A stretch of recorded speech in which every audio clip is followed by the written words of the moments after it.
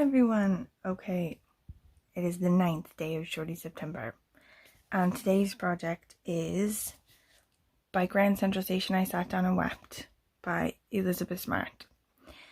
So, generally this book I think is a bit like, a book that divides people. No one's like lukewarm about it. They're either, this is the best book ever, or I DNF'd at page 35 because I couldn't take anymore. I think because it's just one of these like over emotional, like obsessive, gushing, like emotive books, like you've got to be in the right headspace.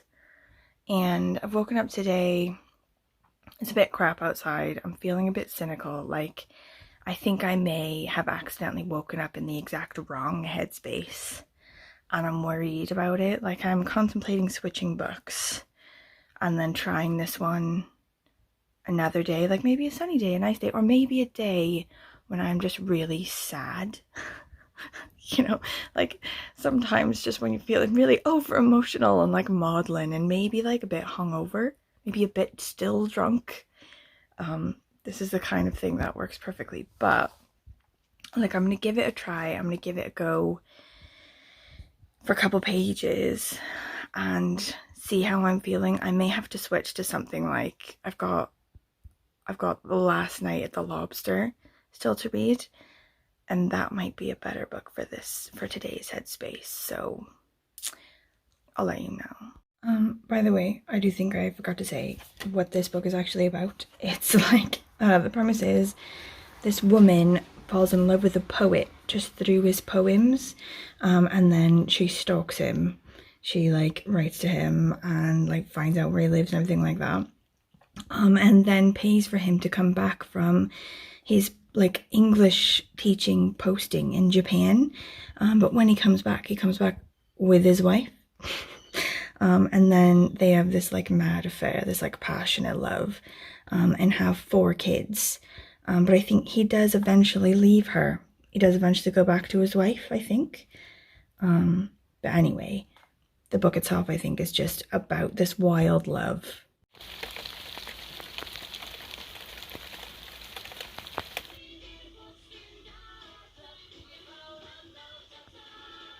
Okay, I'm a bit of the way in, and I think I'm gonna keep going with this one. I think it is like not the best day for me to read it, and I think I'll keep it around in my house. Like after I finish it, it's quite short, I think, so I'll probably finish it today, but I think after I finish it, I'll keep it in the house. A lot of times I get rid of books I've already read. I'll keep it around in the house and then give it another go at another point, knowing what kind of headspace to look for, and the next time I'm sort of in that headspace, I'll give it a go. But anyway, it's really interesting. In the like foreword by Jan Martel, he wrote like the high mountains of Portugal or something, which I also kind of want to read, but I don't know.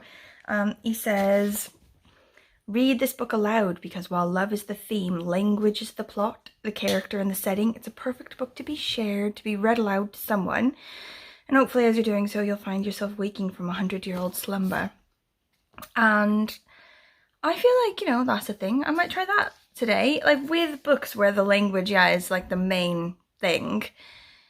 A lot of times when you read it in your head, you're just taking in the meaning, you don't take in the word, you take in the picture that the word represents. So you don't get a lot of the sound, do you? So I guess sort of like reading it aloud, it gives you more of like a feel of like the music of it. Do you know what I mean? But anyway, sometimes it just like disconnects me from taking in the meaning, and I just like think about something else. So I'm like reading it loud, I'm getting the sounds, but I'm not getting any of the actual like meaning of the words. I'm like, so, what was I gonna wear to that party? I could wear the red one, like that. So we'll see. The dog just licked my toast. Macy just licked your toast. I think I'm gonna eat it anyway. Day deceives, but at night no one is safe from hallucinations. The legends are all of blood feuds and suicide, uncanny foresight and supernatural knowledge. Before the convict workers put in the road, loneliness drove women to jump into the sea. Tales were told of the convicts, how some went mad along the coast, while others became hypnotized by it, and when they were released, returned to marry local girls.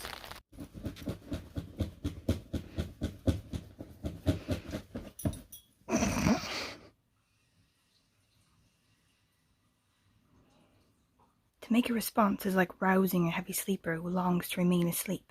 I smile, but I am in a trance. There is no reality but love. Like, I know this is a really important bit here. Like, this is like the everything, you know, this is what the book is about, you know? Like, the book is all about this quote, how there is nothing but love, and love is the ultimate thing. But for the love of me, my God, I cannot stop thinking about lunch. I swear to you, today is not the day. Like, I need to just go get a sandwich and then start over, or just abandon this halfway and then start at another time. Like, are all Americans chaste? All by law? And every man hath his sword upon his thigh because of fear in the night. By night on my bed I sought him whom my soul. He leered. Love? I've been around. You don't need to tell me. But are all Americans virgin and faithful ever after? At parties, Inspector. Surely you know at parties. You don't need to tell me, he said. I've been around.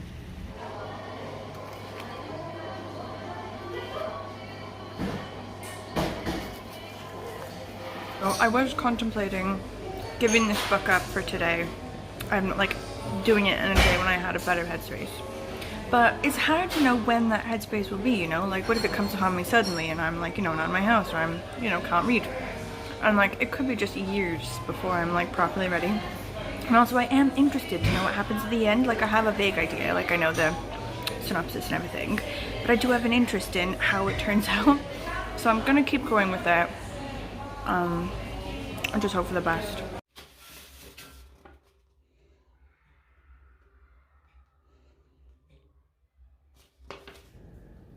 I never was in love with death before, nor felt grateful because the rocks below could promise certain death.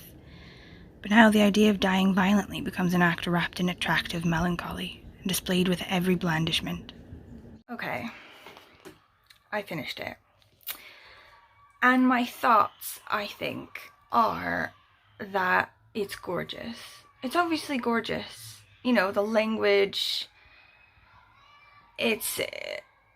You know, there aren't a lot of books like it, you know, like there are lots of books that try, I think, to do it, but fail, you know, like they sound forced and obsessive and crazy. This one, I think, does it really well. It does this like over emotive, gorgeous, elaborate language, and I think it does it well, you know, but like hinged me, you know, particularly sane and stable me, just thinks, girlfriend, move on. I was looking on the Goodreads reviews and I feel like there's two on there right next to each other that are like, that perfectly divide the two kinds of moods you would be in when reading this book. Like the first one is like, what hand of fate has placed this book into my path, you know, and the other one's like, girl, he's not worth it, you know, like a lot of the people online as well were like, how can you possibly love someone so much? It must be fake. She must be unhinged, you know, it's no possible way to love someone that much. And I think it is possible to do it, but, you know, is it healthy? If a friend of mine was going down this path, like talking like this, you know, I would probably start like watching her closely for signs of potential abuse. Like when you've given another person that much power over your life, like I'm not sure that it's healthy, but you know, like I won't judge. I'm not in a place to judge. Anyway, I can tell that it's gorgeous, but like super over sane, cynical me found it a bit much. A bit too much, a bit hard to focus on, because a lot of the language starts to sort of run together. When you've got too many adjectives together in a row, you start to like start skimming through the sentence for nouns, you know, like just give me a thing doing an action.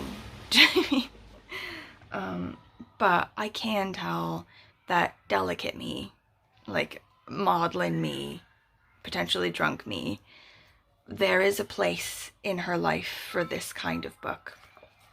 So I'm going to keep it around. Sane Heather gives this 3 stars, okay, because she can recognize the genius. But it wasn't her cup of tea. When I read it again, in future when I'm feeling a bit delicate. And if she gives the book 5 stars, I will let you know. If you have thoughts, like I know a couple people will have thoughts, and I want to hear those thoughts. If you let me know in the comments, or, you know, like message me or whatever. I think it is going to be really good to hear, you know, details of why people love it or hate it. Do you know what I mean? I feel like this book is a really good one for discussion, because there's not a lot of factual stuff happening. There's not a lot of like, this happened, then this happened, then this happened. So it's all up for interpretation. Literally all, like, you can read it and have a completely different experience than a person who's reading it right next to you. Do you know what I mean?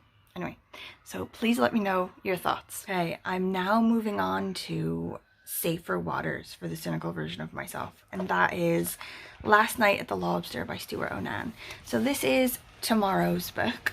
I think I don't have a lot of like really intense work to do tomorrow or anything specific, and I think, cross fingers, this weekend is the first weekend in ages where I don't have anything going on. I don't have to be anywhere. So I'm not worried about finishing this tomorrow or Saturday. So if I finish tomorrow, I will see you then. If not, I will see you Saturday. Thank you for watching. Please let me know if you have literally any comments at all about the book I just read, about the book coming up, about The Mezzanine as well by Nicholas and Baker, which is, after this one, the very last one on my TBR for Shorty September, and then I will have killed it. Any thoughts at all, please let me know. Okay, thank you. Bye, bye, bye.